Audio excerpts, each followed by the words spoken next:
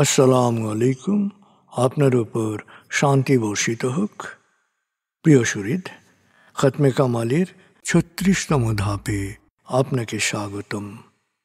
আপনি জানেন, রোগ শোক, বিপদ আপদ, আসমানি জমিনি বালা মুসিবত, সকল ধরনের অস্থিরতা, অশান্তি, অনিশ্চয়তা, নিরাপত্তাহীনতা, দুর্যোগ, দুর্বিপাক, আজাব গজব থেকে মুক্তির জন্যে খতমে কামালি এক সহজ আমল।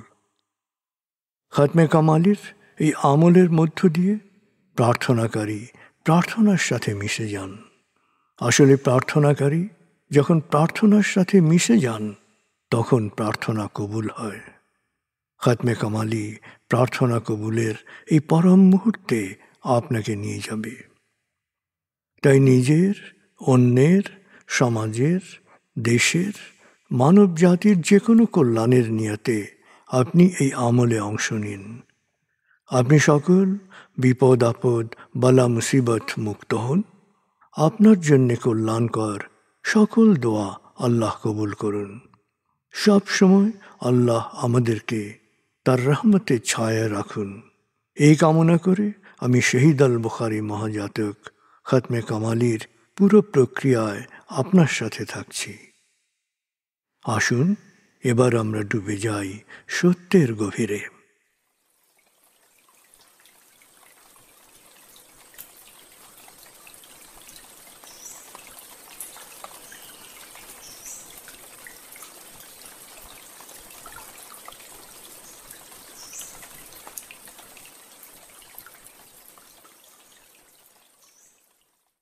হে আল্লাহ, বিতাড়িত শয়তান থেকে আমি তোমার আশ্রয় প্রার্থনা করছি।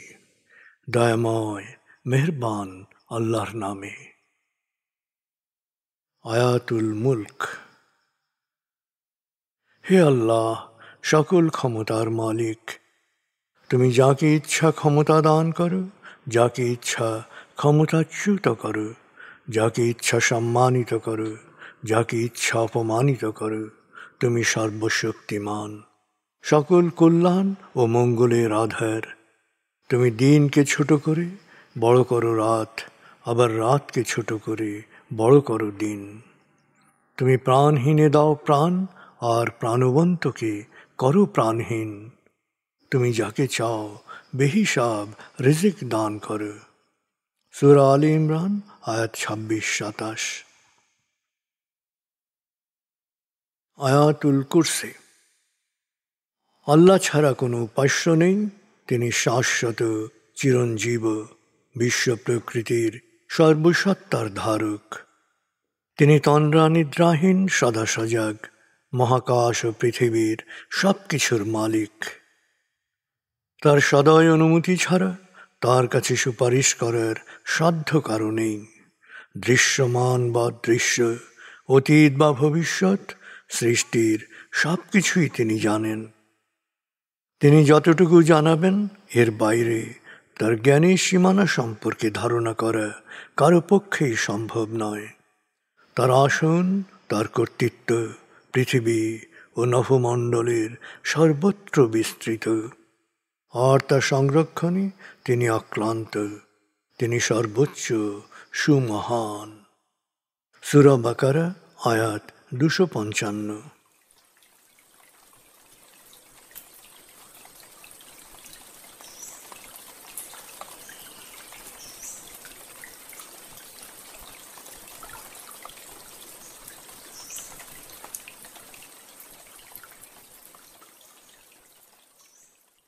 আসুন আমরা ধীরে ধীরে ডুবে যাই হৃদয়ের গভীরে নবী প্রেমে।